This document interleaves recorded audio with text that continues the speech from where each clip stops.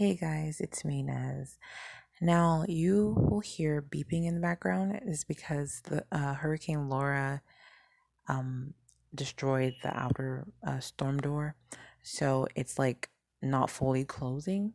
So the alarm is going off, like security alarm is going off, like beeping away, letting us know that something's not closed entirely well.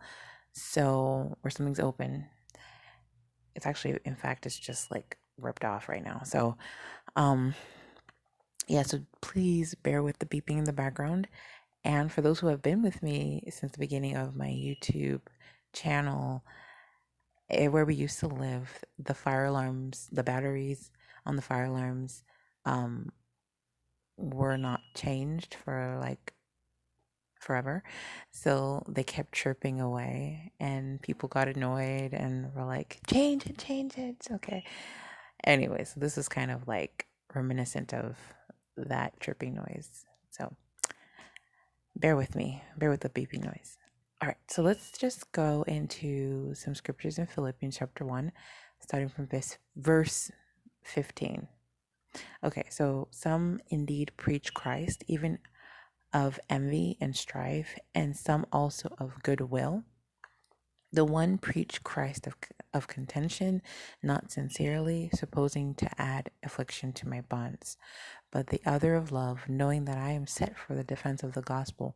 What then, notwithstanding every way, whether in pretense or in truth, Christ is preached, and I therein do rejoice, yea, I will, and will rejoice. So let me read it this other version. So some indeed preach Christ from envy and rivalry, but others from goodwill. The latter do it out of love, knowing that I am put here for the defense of the gospel. The former proclaim Christ out of selfish ambition, not sincerely, but thinking to afflict me in my imprisonment. What then? Only that in every way, whether in pretense or in truth, Christ is proclaimed, and in that I rejoice. So this is really interesting. Yeah, okay. Paul is in uh, chains, or he's in prison for the sake of the gospel. Okay, like he was preaching, and people who were offended by his proclamation of the gospel of Jesus Christ threw him in prison. Okay, so he is in bonds right now, and word got out that, or word got to him that there were those who were preaching the gospel or Christ out of envy and strife, jealousy. Um, I don't know the backstory, but it seems like they didn't like Paul. Okay, they didn't like Paul. Probably were jealous that he had so much influence. That he, because he went to many parts of Asia. Like he went to all the Gentile world, really, um, like the major places in that day to preach the gospel. So he was known, um, I think, far and wide. Paul the apostle, and he wrote so many letters to encourage the saints, in all these um, um, locations, all these churches like the Philippians. Obviously, we're reading him. Then Colossians, in Colossia, Thessalonica, all these epistles that we read. So I think people who are preaching or evangelizing, because any believer can evangelize, but our flesh get in the way of our motives, or sometimes our flesh dictates why we do certain things. So for them, they wanted to preach, probably to be known. While Paul's in prison, um, we for selfish ambition, I want to preach and make a name for myself, right? And all in the guise of preaching the gospel. And that kind of reminded me of some people who are on YouTube preaching the true gospel, not even the false gospel. Because Paul is saying, I rejoice because Christ is preached. Either way, whether they're doing it with wrong motives or sincerely, I'm going to rejoice because Christ is being preached, and that gives me joy, right? So sometimes people on the internet or online, on YouTube or different social media platforms will preach but they're using um, preaching the gospel as a means to an end, okay? And even if it's the true gospel, they have other motives, maybe financial gains or popularity, just, just different things. Even if they preach the gospel, they might add in like prophecy updates and all of this. Um, just just adding to the hype, but the gospel is still being preached. So let's say if Paul was living today and he, used modern day means of evangelizing, and he probably had a whole bunch of subscribers, right? But then he was, this is okay, or he was put in YouTube jail, and his page was like, his channel was, let's say, banned or uh, shut down, right? And other people kind of stole his subs by opening their own channel, preaching the gospel, and their heart is not to, you know, do it in the defense of the gospel or for the sake of Christ. They are just wanting to steal subscribers or the influence that Paul has in the community, the grace community, or just people in general. So Paul is like, I don't care if you open the YouTube channel because you hate me and you want to get at me and you want to show me you're better than me or whatever. Just as long as you're preaching Jesus Christ, I'm good. I'm okay with you.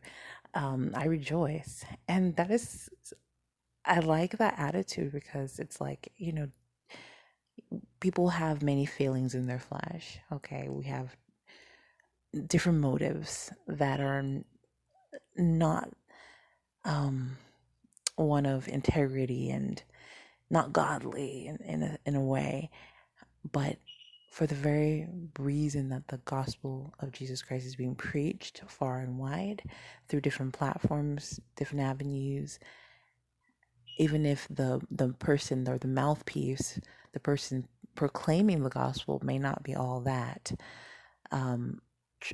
trustworthy, or you know it's every reason to rejoice because the gospel, the message is being declared. And that is what is going to save someone who hears. Faith comes by hearing, and hearing by the word of God. Okay, so now there's another passage in Philippians chapter 2,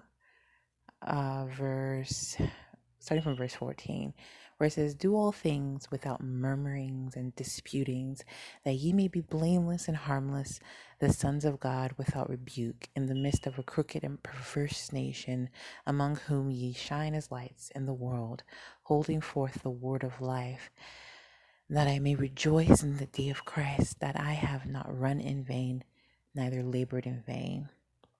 So Paul is encouraging the Philippian church, do all things without, okay, well, encouraging the saints, do all things without grumbling or disputing, okay, murmurings and disputing. So this reminds me of, the children of Israel in Egypt, how God was annoyed that by all their murmuring, and they just kept murmuring and being disgruntled and upset, and um and upset while God is leading them by a pillar of fire by night and a pillar of cloud by day. Like, he's leading the children of Israel through the wilderness to the promised land, and they are murmuring. It's like they are not appreciating what God is doing right in front of them. They're not trusting in God. Okay, so I feel like Paul is saying, do not grumble, don't murmur, don't cause disputes among each other, the brethren. Kind of be at peace with one another. Okay, um, that ye may be blameless and harmless. Um, this is just in interpersonal relationships, not because we're not blameless before God, right? In terms of righteousness, this is amongst each other, like with each other.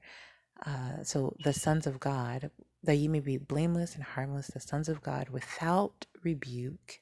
Okay, down here it says, that ye may be blameless and innocent, children of God without blemish, in the midst of a crooked and twisted generation. So, like, it, while we should not murmur and dispute with, with the brethren, because we're brothers and sisters in Christ, we are one body. Okay, but even in the midst of a crooked and perverse nation or generation in the world, crooked and twisted generation, the world, we should be blameless and harmless. Like, we should show that we are children of God, okay? Without rebuke, without blemish. So, and among this world, among whom ye shine as lights in the world. So, in the midst of a crooked and twisted generation, among whom you shine as lights in the world. How do we shine as lights in the world? Holding forth the word of life. Or another way of putting it, holding fast to the word of life, so that in the day of Christ, I may be proud that I did not run in vain or labor in vain. So, right. So, Paul just is saying, like, I want to be proud in that last day of y'all, because you guys were shining as lights in the world, not fighting with one another, not fighting with the world too, right? Instead, how do you combat darkness? You shine your light. You shine the light of Christ. It says, so we shine as light in the world by holding fast to the word of life. So we uphold the word. We uphold the integrity of the word of life. Okay, we don't twist it. We don't tamper with the word. We don't change it. We don't add to it. We don't take away from it. We say it like it is, because the word is true, and we say the truth. We don't add lies to it. So that is how we shine our light, by holding fast to the word of life. It's not by chasing after signs and wonders. Those things, those flashy things, are not shining. That's not the way we shine our light. Those things are just like flickers. We have to shine. This is like like a bright light, a continuous shining, and that is by upholding the word of life. Okay, we don't want to hide our light or put it under a bushel. No, we stay true to the word. We stay true to the gospel. We proclaim that, because that is the power of God.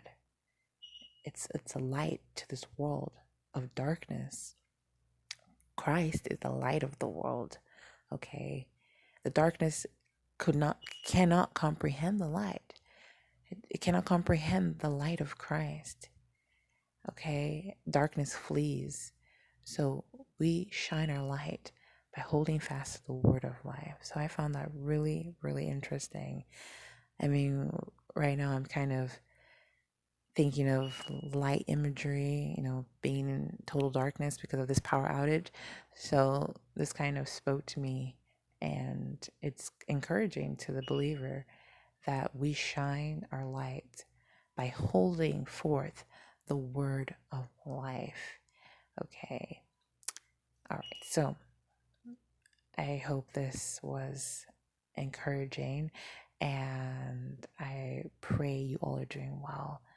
We are hanging in there. I was kind of broke down in tears because of this whole situation, but then the Lord was comforting me to look at the blessing in this, to